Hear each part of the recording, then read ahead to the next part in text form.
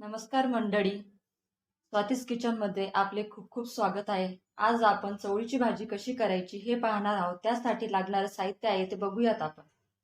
250 gram चवळी, लसणाची paste, 7-8 कढीपत्त्याच्या पाकळ्या, भाजून घेतलेले शेंगदाणे, थोडं भाजून घेतलेलं खोबरं, धनेपूड, मिरची, हळद, चवीनुसार मीठ, घरचा काळा मसाला आणि जिरे हे सर्व साहित्य लागणार आहे आपल्याला. कढई तापलेली आहे. आता त्यामध्ये 2 टेबलस्पून तेल टाकायचं.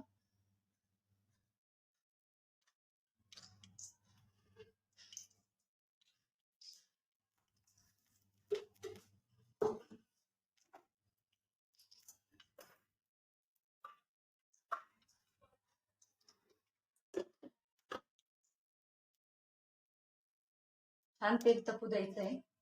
फोडणी पण भाजीला छान बसते. जिरे घालूया आपण.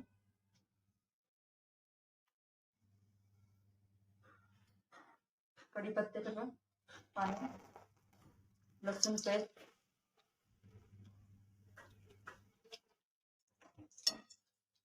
त्यामध्ये आता हे शेंगदाणा आणि खोबऱ्याचं कूट केलेलं आहे मी ते टाकलं. त्यामध्ये हळद,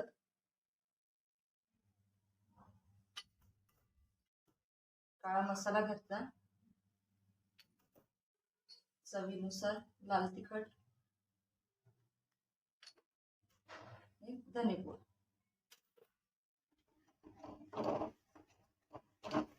छान तेलामध्ये परतून घ्यायचंय.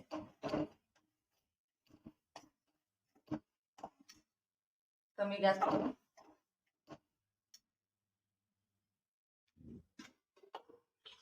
थोडंसं पाणी घालायचं आपल्याला.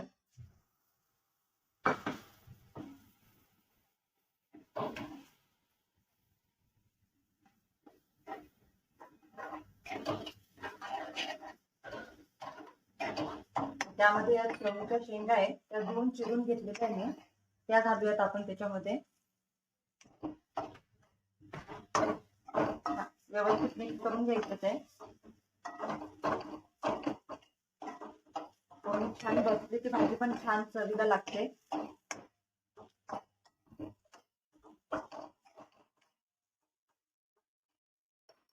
त्यामध्ये पाणी घालूया आपण.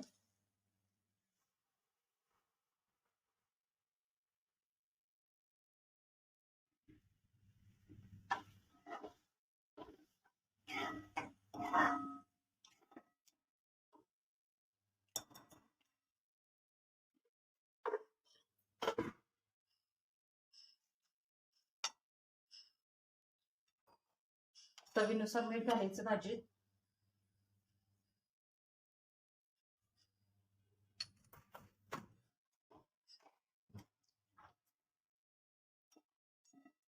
आता मीडियम करून घ्यायचं आहे.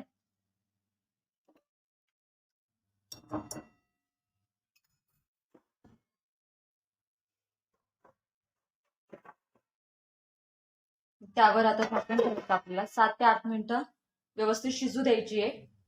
आणि मधून म्हणजे 2-3 मिनिटांनी बघायचं आपल्याला शिजली की नाही. शिजली असेल तर गॅस बंद करून द्यायचा. 6-7 मिनिटांनी बघूया आपण शिजली का. तर 3-4 मिनिटं झालेली आहे. आता आपण बघूया आपली भाजी शिजली का.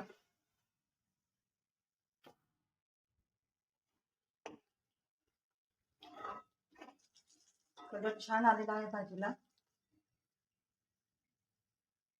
भाजी शिजलेली आपली. तर आपण ती सर्विंग बाउल मध्ये काढून घेऊया. आणि ही भाजी आपण ग्रेव्ही वाली केलेली आहे, बघू शकता तुम्ही. तर आपण सर्विंग बाउल मध्ये काढून घ्यायची.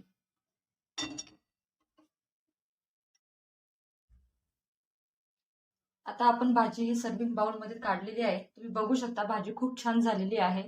तुम्ही पण तुमच्या घरी करून बघा अशी रेसिपी आणि मला कमेंट करून सांगा की कशी चवीला झालेली. आता आपण त्यावर कोथिंबीर घालूया.